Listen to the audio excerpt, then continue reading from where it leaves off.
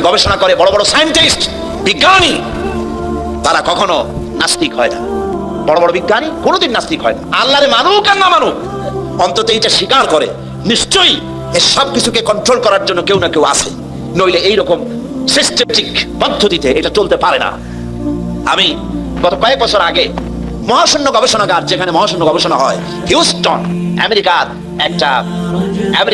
একটা স্টেট, এখানে নাসা মহাশূন্য গবেষণাগারের কয়েকটা সেন্টার আছে। একটা হচ্ছে ওয়াশিংটন, একটা হচ্ছে ফ্লোরিডা, আর একটা হচ্ছে হিউস্টন যেখান থেকে মাইকেল কলিন্স, নীল আর্মস্ট্রং যেখান থেকে তারা চাঁদে গমন করেছিল, সেই জায়গাটা, সেখানে আমি গিয়েছি।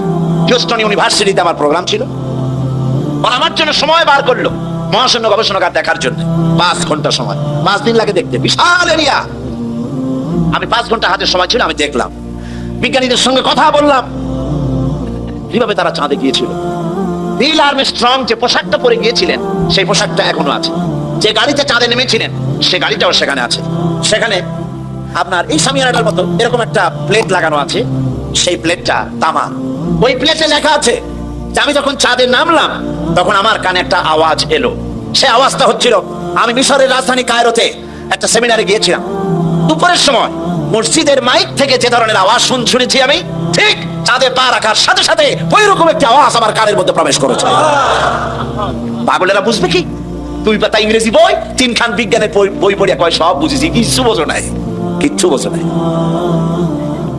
আইনস্টাইন এত বড় মনীষী মৃত্যুর সময় বলেছেন, জ্ঞান সমুদ্রের বেলাভূমিতে দাঁড়িয়ে সামান্য বালু কণা নিয়ে নাড়াচাড়া করলাম, জ্ঞানের অসীম অকুল সমুদ্রের কিছুই দেখতে পারলাম না। শেখ সাদী রহমতুল্লাহ আলাইহি বলেছেন, মৃত্যুর সময় মালুম শোধ কে হিচ মালুম না শোধ, সারা জীবন বসে সাধনা করে বুঝিলাম ইহা যে কিছুই বুঝিলাম না। কথা কি বোঝায় মাথার মধ্যে আসে? আর এই ছাগল পাগল 2 দিন ইউনিভার্সিটির বারান্দা দিয়ে ঘুরছে, ডক্টরের ডিগ্রি একটা লাগাইছে, জনমের মতো ডক্টরের ডিগ্রি লাগায়। শকুনে যত গোস্ত খায়, এই গোস্ত যদি কিনে খাওয়া লাগতো তাহলে শকুনে এত গোস্ত খাইতে পারতো? লেখাপড়া তো লাগে না, এই সমানে ডিগ্রি লাগাচ্ছে ম্যানেজ করে। এই সব ডিগ্রির দাম নাই। কোরআন শরীফের জ্ঞান যার কাছে নাই তার জ্ঞানের কোনো মূল্যই নেই। বিজ্ঞানীরা কিভাবে মহাশূন্যে গিয়েছেন, কেমনে গেলেন, কিভাবে গেলেন, সেগুলি সব আমি দেখেছি। আলহামদুলিল্লাহ তাদের সঙ্গে আমি কথা বলেছি। বিশাল এই সোলার সিস্টেম, সৌরজগৎ। এই সৌরজগৎ বলতে আমরা কি বুঝি? সৌরজগৎ বলতে বুঝি সূর্য, চন্দ্র, পৃথিবী, নেপচুন, বৃহস্পতি, ইউরেনাস, মঙ্গল, এগুলিকে আমরা সোলার সিস্টেম, সৌরজগৎ বলি। কিন্তু এখানেই শেষ নয়। বিজ্ঞানীরা বলেছেন এই প্রত্যেকটি গ্রহের আবার আলাদা আরেকটা সোলার আছে, আরেকটা সোলার সিস্টেম রয়েছে, প্রত্যেকটির আলাদা আলাদা রয়েছে। এবং গত মাসে নাসার বিজ্ঞানীরা তারা নতুন আরেকটি তারকা আবিষ্কার করেছেন, যেই তারকা পৃথিবীর মাটি থেকে 7 কোটি আলোকবর্ষ দূরে। আলোকবর্ষ কারে বলে? আলোর গতি প্রতি সেকেন্ডে 1,86,000 মাইল। এই সেকেন্ডের মিনিট, সেই মিনিটের ঘন্টা, এবং তার সেই ঘন্টার দিন আর মাস, আর এইভাবে করে 1 বছরকে 1 আলোকবর্ষ বলা হয়। তো এর 100 বছর, এর কোটি বছর, এর 7 কোটি আলোকবর্ষ দূরে সেই তারকাটি আবিষ্কার হয়েছে। বিজ্ঞানীরা আরো বলেছেন যে এমন এমন আরো অনেক তারকা আছে যেই তারকার আলো সৃষ্টি হওয়ার পর পৃথিবীর মাটিতে আজও স্পর্শ করতে পারে নাই। তাহলে সেই তারকা কোথায়? সেই তারকা কোথায়? রয়েছে গ্যালাক্সি, রয়েছে মিল্কি ওয়ে। এক একটা গ্যালাক্সির ভেতরে রয়েছে হাজার হাজার বিলিয়ন তারকা। সমুদ্রের তীরে কক্সবাজার গেছেন না কেউ? কক্সবাজারের সি বিচ, সমুদ্র সৈকত, এটা বাংলাদেশের অ্যাসেট। পৃথিবীতে আমি যত সমুদ্র আর মহাসমুদ্র দেখেছি, আমাদের দেশের কক্সবাজারের সমুদ্র সৈকতের মতো এত লংগেস্ট সি বিচ পৃথিবীতে আর নাই। এটা সবচেয়ে বড় সি বিচ।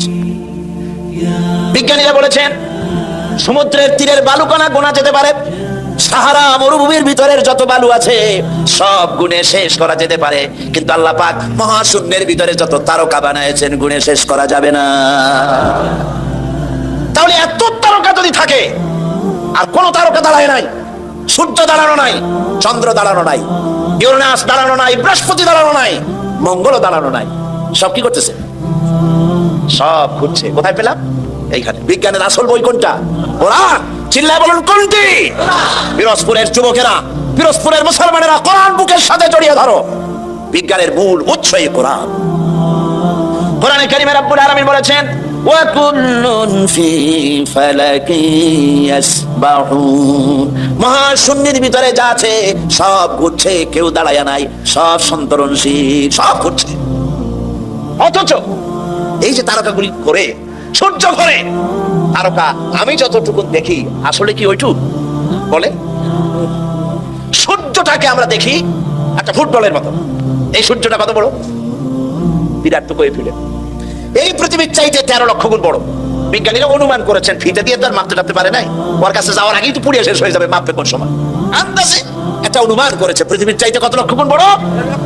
13। পৃথিবীর চাইতে, খুব খেয়াল করেন, পৃথিবীর চাইতে 13 লক্ষ গুণ বড় একটা সূর্যকে যদি ফুটবলের মতো দেখায়, তাহলে তারকাগুলি কত বড়, যার কারণে অত ছোট্ট দেখা যায়।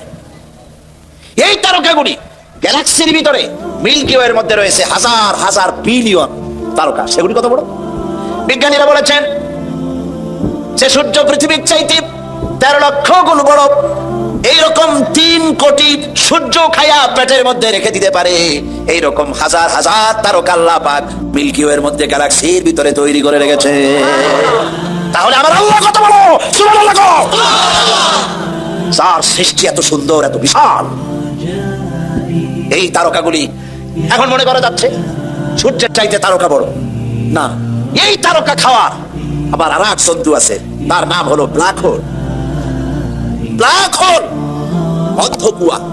এই অন্ধকার কুয়া মহাশূন্যের ভিতরে একটা নয়, হাজার হাজার, কত হাজার আছে, বিজ্ঞানীরা গুনে কুল পায় নাই। সেই কুয়াগুলি কি? সেই অন্ধকার কুয়াগুলি হলো তারকাগুলি ঘুরতে ঘুরতে, কেউ তো দাঁড়ানো নাই, সবগুলি ঘুরতেছে। তারকাগুলি ঘুরতে ঘুরতে কোন এক মুহূর্তে যদি ব্ল্যাক হোলের রেঞ্জের ভিতরে যদি এসে যায়, বাচ্চা ছেলেরা বা আপনি মুখের মধ্যে চকলেট দিয়া, এই চকলেট চুষে যেমন নিমিষে আপনি শেষ করে ফেলেন, খেয়ে ফেলেন, পৃথিবীর চাইতে যে তারকা, যে সূর্য 13 লক্ষ গুণ বড়, এইরকম 3 কোটি সূর্য খায়া হজম করতে পারে যে তারকা, সেই তারকা ব্ল্যাক হোলের মধ্যে যদি পড়ে যায়, নিমিষের ভিতরে ব্ল্যাক হোল এবং তারকা খায়া হজম করে ফেলে দেয়। আল্লাহ রাব্বুল আলামিন আজ বিজ্ঞান আবিষ্কার করেছে ব্ল্যাক হোলের কথা, কিন্তু আমার নবীজি এই ব্ল্যাক হোলের কথা বলে রেখেছেন 1400 বছর আগে। আল্লাহ বলেছেন, আল্লাহ পাক বলেছেন ফালা উকসিমু বিমাওয়াকিন নুজুম, সূরা ওয়াকিয়া। আল্লাহ পাক বলছেন শপথ করি, কসম করি সেই পতিত স্থানের যেখানে তারকা সমূহ নিপতিত হয়। আজ বিজ্ঞানীরা আবিষ্কার করেছে তারকা নিপতিত হয় কোথায়? সেই ব্ল্যাক হোল তারা আবিষ্কার করেছে। মাথা ঘুরে গেছে, কি বিশাল পৃথিবী। আচ্ছা দেখেন, আপনাদের ঘরে মানচিত্র আছে না? একটু কথা কইলে আমি মজা পাই। মানচিত্র খুলে দেখুন, বাংলাদেশের মানচিত্রে পিরোজপুরের অবস্থান কতটুকু? একটুক হবে, তার বেশি তো হবে না। এশিয়ার মানচিত্রে বাংলাদেশের অবস্থান কতটুকু? একটুকু হবে। পৃথিবীর মানচিত্রে বাংলাদেশের অবস্থান একটা কলমের নিপ পড়ার জায়গা, ঠিক না?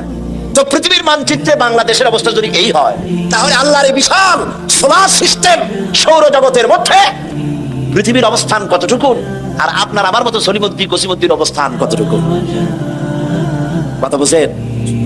কোনো হাস্তি নাই, কিচ্ছু নাই, সামান্য একটু দুদিনের ক্ষমতা, বাহাদুরি কি, হ্যান করেনগে ত্যান করেনগে, লাঠিকে আন্দার মুগুর ভরেনগে। মাতারির ঠেলায় মানুষ অস্থির হয়ে যায়, আল্লাহরে চেনে না, আল্লাহরে অস্বীকার। কি কপাল! আল্লাহ পাক বলছেন বলো আলহামদুলিল্লাহি রাব্বিল আলামিন, বহুমাত্রিক জগতের মালিক যিনি, তার প্রশংসা করো। শুধু একটা পৃথিবী বানান নাই, সহস্র সহস্র এভাবে জগৎ তিনি তৈরি করেছেন, একটা দুইটা। শুধু তাই নয়, আলহামদুলিল্লাহি রাব্বিল আলামিন, প্রশংসা করো আল্লাহর। কোন আল্লাহর? যিনি রাব্বিল আলামিন, যিনি রব। যিনি কি বলেন? যিনি কি জোরে কোন? কোন রব? রব বলে কারে? রব বলা হয় তাকে যিনি, যার যতটুকুন যখন প্রয়োজন চাওয়ার আগে ওই সব যিনি পৌঁছায় দেন, তার নাম রব। তার নাম আমার যখন দাঁতের দরকার ছিল, আল্লাহর কাছে চাওয়া লাগে নাই, দরখাস্ত করা লাগে নাই, সময় মতো আমার মুখে আল্লাহ পাক দাঁত পৌঁছায় দিয়েছেন, ঠিক কিনা? আল্লাহ পাক আমার শরীরটাকে বানায় দিয়েছেন, কোনো দরখাস্ত করি নাই, কোনো আল্লাহর কাছে দরখাস্ত করা হয়নি। আমার হাত লাগবে, পাও লাগবে, নাক লাগবে, চোখ লাগবে, বল লাগছে? কিছু বলা লাগে নাই, বিনা দরখাস্তে সুন্দর একটা বডি আমাকে দান করলেন। বলি আলহামদুলিল্লাহ, কোন আলহামদুলিল্লাহ। আল্লাহ তো এটার জন্য কোনো ট্যাক্স আর নাই, ট্যাক্স এসেন। এই যে বৈদ্যুতিক বাতি চলছে, আপনাদের বাড়িতেও বৈদ্যুতিক আলো আছে, ফ্যান আছে, মাসের শেষে বিল আছে কিনা? আছে কিনা? যদি বিল না দেন তাহলে আপনার লাইন থাকবে না লাইন কেটে দেবে? লাইন কেটে দেবে। খুব সহজ করে। এবার আপনি বলেন, শীতকালে যে শীতের মজা ভোগ করলেন, গরমের দিনে যে ঠান্ডা বাতাস পেলেন, বাতাসের ভেতর থেকে যে অক্সিজেন গ্রহণ করলেন, এজন্য আল্লাহ রাব্বুল আলামিন মাসের শেষে কোনদিন ফেরেশতা বিল দিয়ে আসছে নাকি বেটা বিল দে, তা না হলে গেড়ি ভেঙে দেবো? জি আসছে, এরকম আসে না। ভবিষ্যতে আসবে নাকি? আল্লাহ রাব্বুল আলামিন কোন বিলের ব্যবস্থা করেন নাই, পয়সা দিয়া বিল দেওয়া লাগবে না, নিয়ামত খাওয়ার শুকর আদায় করো, আলহামদুলিল্লাহি রাব্বিল আলামিন, শুকর আদায় করো। আর দেখুন, সমস্ত নেসেসারি এসেনশিয়াল সব থেকে জরুরি জিনিসগুলি আল্লাহ নিজের হাতে রেখেছেন, না গভর্নমেন্টের হাতে দিয়েছে? আল্লাহ জানেন এগুলো ক্ষমতায় গেলে দারুণ শয়তানি করবে, সেই জন্য আল্লাহ এদের হাতে দেয় নাই। আসল জিনিস আল্লাহ নিজের হাতে রাখছে। কার হাতে? নিজের হাতে। এই বাতাসটা যদি আল্লাহ কোনো গভর্নমেন্টের হাতে দিয়ে দিতেন, হায় হায় খবর আল্লাহ। বাতাসটা যদি গভর্নমেন্টের হাতে থাকতো, গভর্নমেন্ট বলতো বিরোধী দলের দাবি মানি না, বাতাস দেবো না, মোটে মর, শ্বাসরুদ্ধ করে মেরে ফেলে, ঠিক না? পানি, বাতাস, অক্সিজেন, প্রাণী জগৎ বাঁচাতে যা লাগে এগুলি কার কন্ট্রোলে? আল্লাহ মানুষের হাতে দেয় নাই। মোটে সুযোগ পায় না, তাই কয় বাতে পারবো, পানি পারবো। আর যদি সুযোগ পায় তাকে মারিয়ে বেড়াবে। এই জন্য আল্লাহ আসল জিনিস নিজের হাতে রাখছে। সুবহানাল্লাহ। আল্লাহ পাক এই বাতাস, পানি, অক্সিজেন দিয়ে মানুষকে বাঁচাচ্ছেন। কি সুন্দর করে বডিটা বানালেন, তাকান। আমার নবীজি বলেছেন, আমার নবী বলেছেন, কেউ যদি আল্লাহর সৃষ্টি নৈপুণ্যতার উপরে, সৃষ্টির কলা কুশলতার উপরে একটা ঘন্টা গবেষণা করে চিন্তা করে, তাহলে আল্লাহ রাব্বুল আলামিন ওই বান্দার আমলনামায় 60 বছরের নকল ইবাদতের সওয়াব লিখে দিবে। চিন্তা করো, মাথাটা নিচে চিন্তা করো। আমরাও চিন্তা করি, মানুষে ঠকান যায় কি করিয়া, ইহা চিন্তা করা হয়। ওজনে কেমনে কম দেওয়া যাবে, খাদ্যে কেমনে ভেজাল দেওয়া যাবে, চাউলের মধ্যে আর কত তুষ মিশানো যাবে, এই হলো চিন্তা। খুদকুরা মিশানো যাবে, এমন পাথর মিশায় দন্ত চিকিৎসক পাশে ভাত খাওয়া লাগে, দাঁত কোনটা ভাঙবে তার তো ঠিক নেই। এইগুলো নিয়ে চিন্তা করে মানুষ, ঠিক কিনা? আল্লাহ চিন্তা করো, গবেষণা করো, কেমনি বানাইছে, তোমার নিজের শরীরটা দেখো। আচ্ছা দেখেন, লক্ষ্য করুন, বৃহস্পতিবাসী এই যে একটা বডি, শরীর, এটা কি শরীর? এই শরীরটার দিকে লক্ষ্য করুন তো, আল্লাহ শকরে মাথা চলে আসবে, এক্ষুনি সেজদা দিতে ইচ্ছে করবে। আপনার এই বডিটাকে উষ্ণ রাখার জন্য, বডিটা যদি হিম শীতল হয়ে যায় কি হবে না? আপনি বলেন, একেবারে খুব তাড়াতাড়ি পড়ে যাবে, মোটেও সময় লাগবে না। তাহলে শরীরটা কি থাকতে হবে বলেন? গরম থাকতে হবে, উষ্ণ থাকতে হবে। শরীরটা গরম থাকে কিসে? রক্তের কারণে। কিসের কারণে? রক্তের কারণে। এই রক্ত হয় কি দিয়ে? রক্ত তৈরি হয় কার্বোহাইড্রেট দিয়ে। কার্বোহাইড্রেট কাকে বলে? কার্বোহাইড্রেট হচ্ছে 4 প্রকার: ডাল, ডাল জাতীয় খাদ্য; চিনি, চিনি জাতীয় খাদ্য; চাউল, চাউল জাতীয় খাদ্য; আটা, আটা জাতীয় খাদ্য। এই 4 প্রকার খাদ্যকে বলা হয় কার্বোহাইড্রেট। এগুলি যখন আপনি খান, মাছ, গোশত, পনির, দুধ, ঘি, তেল, ফ্যাট, এগুলি যখন খান, তখন স্টমাকের ভিতরে, পেটের ভিতরে আছে স্টমাক, এখানে পাকস্থলী। সেই পাকস্থলীর ভিতরে রয়েছে প্যানক্রিয়াস। প্যানক্রিয়াস প্রতি মুহূর্তে ইনসুলিন তৈরি করে। ইনসুলিন তৈরি করে আপনার খাদ্য হজম করার জন্য সহযোগিতা করে। হজম হলে পরে ওই খাদ্য দিয়ে, প্রাণ শক্তি দিয়ে আপনার ব্লাড তৈরি হয়। ব্লাড যখন তৈরি হলো, এই ব্লাড যদি এক জায়গায় জমা থাকে, তাহলে তো আপনি মরবেন আরো তাড়াতাড়ি। এখন শরীর সবটা গরম বানাইতে হবে না খালি মাথা গরম বানাইতে হবে? কোনটা কথা? খালি যদি মাথা গরম হয় তাহলে আপনি মানুষ খালি পিটাইবেন, যারে পাবেন তারে পিটাবেন। এই জন্য মাথা গরম বানানো যাবে না। পা থেকে শুরু করে মাথা পর্যন্ত একটা ভারসাম্য রক্ষা করে এই তাপমাত্রাকে সমানভাবে দিতে হবে। সেজন্য কি করতে হবে? সেজন্য আল্লাহ পাক পায়ের নখ থেকে শুরু করে মাথার চুল পর্যন্ত অসংখ্য নার্ভ সিস্টেম চালু করেছেন। রগ রেশা, সুবহানাল্লাহ। রগ, এই রগ কতগুলি? রগ করি তো বোঝেন না, কি বোঝেন না? শিরা, উপশিরা, রগ, শিরা সব আমরা বুঝি, ঠিক না? এই রগ এবং শিরা কতগুলি মানুষের শরীরে? চিকিৎসা বিজ্ঞানীরা বলেছেন, মানুষের শরীরের ভিতরে যত রগ আছে, সমস্ত রগ একটা একটা করে যদি জোড়া দেওয়া যায়, তাহলে পৃথিবীটাকে 3 বার ঘুরে আসা যাবে। শুনতে কেমন কেমন লাগে, যেটা কিভাবে সম্ভব? কিভাবে সম্ভব? এইভাবেই সম্ভব, যেভাবে আল্লাহ করেছে।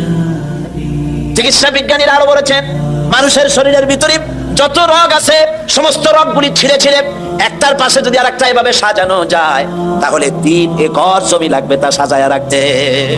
3 একর জমিন লাগবে একটা মানুষের রগ রেশা দিয়ে। এখন রক্তগুলি যেখানে যাবে না সে জায়গাটা কি হয়ে যাবে? সাহায্য করেন আমাকে, কি হবে? না শুধু ঠান্ডা হবে কেন, প্যারালাইজড হয়ে যাবে, রক্ত চলাচল করবে না, পক্ষাঘাত হয়ে যাবে। এখন এই রক্ত মাথা থেকে শুরু করে পা পর্যন্ত পৌঁছে দেওয়ার জন্য মানুষের শরীরের মধ্যে আল্লাহ একটা জেনারেটর তৈরি করে দিয়েছেন। আপনারা কিন্তু সুবহানাল্লাহ কইতে পারেন না, বিনা পয়সায় পাইছেন তো, সেই জন্য সুবহানাল্লাহ আসে না। একটা জেনারেটর দিয়েছেন, সেই জেনারেটরের নাম কি? হার্ট। সেটার নাম হৃৎপিণ্ড। হৃৎপিণ্ডের কাজ কি? হৃৎপিণ্ডের কাজ হচ্ছে সিস্টোলিক এন্ড ডায়াস্টোলিক, সংকোচন সম্প্রসারণ এরকম করা। চিকিৎসা বিজ্ঞানীরা বলেছেন মানুষের শরীরের সব বুঝি, কিন্তু হার্টটা এরকম এরকম করে কেন, আজ পর্যন্ত চিকিৎসা বিজ্ঞানীরা আবিষ্কার করতে পারে না। এটা কেন করে? ওটা আল্লাহর হুকুম। এটা কি? আল্লাহর হুকুম। এরকম করছে, পাঞ্চিং করছে, আর রক্তগুলি প্রতি মুহূর্তে রগের মধ্য দিয়ে পা থেকে শুরু করে মাথা পর্যন্ত সাপ্লাই করে শরীরকে মৃত্যুর হাত থেকে রক্ষা করছে, শরীরকে এনার্জেটিক, শরীরকে সচল করে দিচ্ছে। এখন মানুষেরা খায় খুব বেশি, মানুষ কিন্তু না খাইয়ে মরে না, খাইয়েই মরে।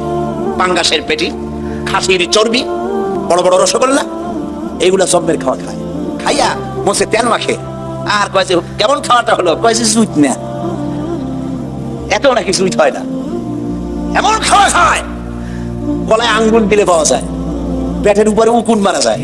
এইরকম টাইট খাইয়া যারা খায় তাদের হার্টের যে আর্টারি আছে, যে মোটা মোটা রগের ভিতর থেকে রক্তগুলি সাপ্লাই হয়, সেই রগের ভেতরে চর্বি জমে যায়। রগের ভিতরে যখন চর্বি জমে যায় তখন ব্লাড পাস হয় না বলে হার্ট অ্যাটাক করে। আর হার্ট অ্যাটাক যখনই করলো তখন তাকে যদি বেঁচে যায় তাহলে তাকে বাইপাস অপারেশন করতে হবে, রগ লাগবে। বাইপাস অপারেশন হচ্ছে বুক ফেড়ে হার্ট বের করে ওইখানে রগ পাল্টাই আর একটা রগ লাগাইতে হবে। এখন রগ পাবেন কোথায়? এবার দেখেন আল্লাহর সেজদা না দিয়ে কেমনে পারবেন? আল্লাহ রাব্বুল আলামিন আপনার হার্টে এ ধরনের রোগ হতে পারে, অপারেশন করা লাগতে পারে, রগ লাগতে পারে, সেই জন্য রব্বুল আলামিন স্পায়ার পার্টস হিসেবে গরুর ভিতরে ঠ্যাঙের মধ্যে আলাদা 4-5টা রগ বানায় দিয়েছে, যে রগগুলি বাইপাস অপারেশনের সময় ডাক্তাররা রাম থেকে সেই রগ বের করে কলিজার সাথে লাগাইয়া দেয়। বাইপাস, বাইপাস বোঝেন? সোজা কথা, পিরোজপুরে বাইপাস রোড আছে না, বাইপাস রোড আছে না, এটা বিকল্প জিনিস। কলজা দিয়ে আসল রক্ত যেখান থেকে বাইর হইতো সেই আসল রক্তটা নাই, একটা বাইপাস রোড বাইর করে দেয় ডাক্তাররা। সেই রোড বানাবে কি দিয়া? কাবি খার বম দিয়ে বানানো যাবে না, ওইটার জন্য উরুতে আলাদা আলাদা করে রগ আল্লাহ সৃষ্টি করে দিয়েছে। সুবহানাল্লাহ কইতে পারলাম না। আরে মুসলমান, কিডনি লাগবে একটা, কিডনি লাগে কয়টা? মাত্র একটি, কিন্তু আল্লাহ পাক 2টি কিডনি দিয়েছে। একটা যদি নষ্ট হয় তুমি তো মরে না যাও, আরেকটা থাকুক। সুবহানাল্লাহ। কিডনি হচ্ছে আপনার জীবন, বারবার পেশাব হবে, এই জন্য পানি কম খাবেন না, পানি বেশি পরিমাণে পান করবেন। যত পানি পান করবেন তত কিডনি আপনার সচল থাকবে। আলহামদুলিল্লাহ, কি নিয়ামত আল্লাহ দিয়েছেন এই শরীরে। তারপরে দেখুন বডি। এবার তাকান আপনার চোখের দিকে, কি সুন্দর 2টি চোখ। এই চোখ 2টি আছে বলেই তো পৃথিবী দেখি। সুবহানাল্লাহ। পৃথিবী দেখতে পাই, মা দেখতে পাই, বউ দেখতে পাই, কোরআন দেখতে পাই, কাবা শরীফ দেখতে পাই। আমরা আল্লাহর কাছে দোয়া করি, রব্বুল আলামিন আমাদের যতদিন বাঁচায় রেখেছো মৃত্যু পর্যন্ত আমাদের চোখে যে নূর দিয়েছো, দেখার তৌফিক দিয়েছো, মরার আগে চোখের নূর ছিনাইয়া নিও না। বলি আমিন। এবার দেখুন, এই যে আপনারা যেখানে বসা আছেন, এই জায়গায় এতগুলি মানুষের শ্বাস এবং প্রশ্বাস দিয়ে এই জায়গাটা অনেকটা বিষাক্ত হয়ে গিয়েছে।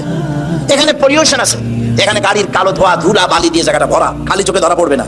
আপনার কাছে যদি মাইক্রোস্কোপ যন্ত্র থাকতো তাহলে আপনি দেখতে পারতেন এই জায়গাটা কত বিষাক্ত হয়ে আছে শ্বাস প্রশ্বাস এবং পলিউশন দিয়ে। এই পলিউশন, এই ধুলাবালি অহরহ আপনার চোখের মধ্যে ঢুকছে, আপনার রেটিনা, আপনার চোখের দৃষ্টি শক্তিকে নষ্ট করে দিচ্ছে। কিন্তু আপনার চোখের দৃষ্টি যেন নষ্ট না হয়ে যায় পৃথিবীর ধুলাবালি ময়লায়, রোগ জীবাণুতে আপনার চোখ যেন নষ্ট না হয়ে যায়, সেই জন্য আল্লাহ রাব্বুল আলামিন চোখের ভিতরে এক প্রকারের মেডিসিন, এক প্রকারের পানি রেখে দিয়েছেন। ওই পানিটা হলো ওষুধ। ওই পানিটা সারা চোখে ছড়িয়ে দেওয়ার জন্য চোখের পলক, চোখের পাতা 2টি দিয়েছেন। অনবরত চোখ পলক মারতেছে, আর ওই পানি দিয়া আল্লাহ চোখ পরিষ্কার করে দিতেছে। আরে এমন আল্লাহর সেজদা দেয় না মানুষ, এমন আল্লাহর সেজদা দেয় না।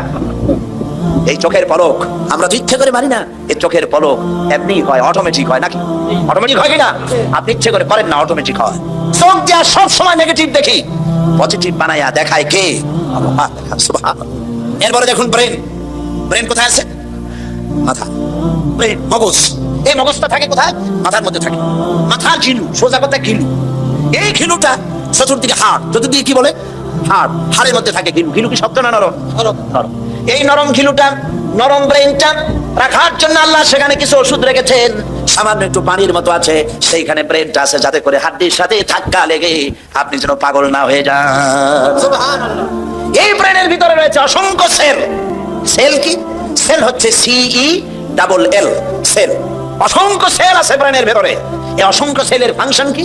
এর ফাংশন হলো, একটা ফাংশন হলো আনন্দ, তৃপ্তি, মেধা, চিন্তা, প্রজ্ঞা, সুখ, শোক, অনুভূতি। এসব অসংখ্য কাজ আপনার ব্রেনের মধ্যে রয়েছে। অসংখ্য সাইডে এইগুলি রয়েছে। এর মধ্যে রয়েছে মেমোরি, এর মধ্যে রয়েছে স্মৃতি।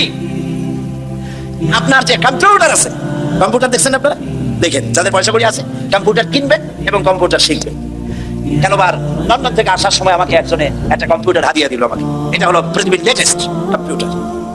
এই কম্পিউটারের ভেতরে বটন টিপ দিলে পরে, মানুষের মাথায় আল্লাহ কি বুদ্ধিটা দিচ্ছেন চিন্তা করেন। বটন টিপ দিলে পরে সঙ্গে সঙ্গে সিস্টেম অনুযায়ী হাদিস, অন্তত 14,000 হাদিস সেখানে সাজানো আছে। আমি যদি চাই উজুর ব্যাপারে রাসূলুল্লাহ কি কি বলেছেন, আমি বাটন টিপবো, তখনই বুখারীতে কয়টা আছে, মুসলিমে কয়টা আছে, আবু দাউদে কয়টা আছে, নাসাইতে কয়টা আছে, বাইহাকিতে কয়টা আছে, শামাইলে তিরমিজিতে কয়টা আছে, 14,000 হাদিস সেট করা আছে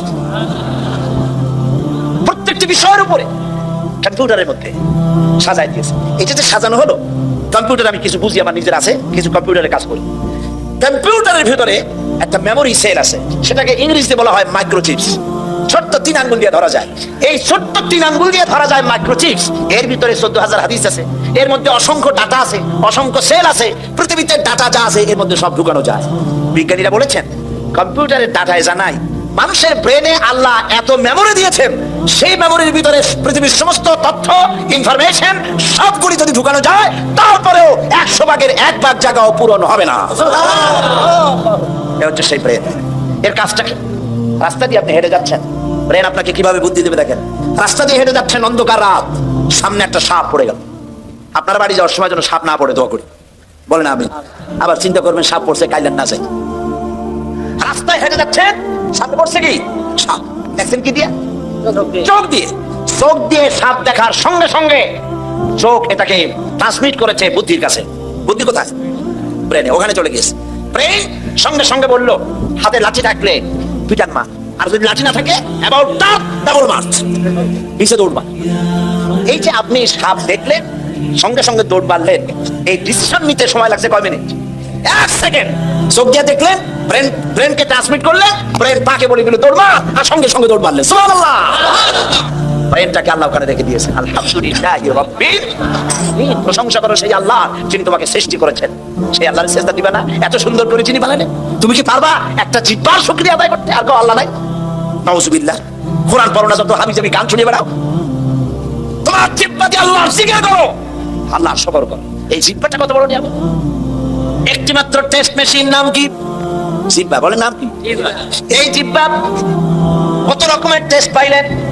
বড়ের টেস্ট একরকম, টমেটোর আর এক রকম, লিচুর এক রকম, আমের এক রকম, কাঁঠালের আর এক রকম, জিলাপির এক রকম, সন্দেশের আর এক রকম, রসগোল্লার আর এক রকম, পাঙ্গাসের এক রকম, বোয়ালের আর এক রকম, পুটির আর এক রকম, ফুলকপির এক রকম, পালং শাকের আর এক রকমের, পুঁই শাকের আর এক রকমের, পোলাওর এক রকমের। না সবগুলি আলু ভর্তার মতো।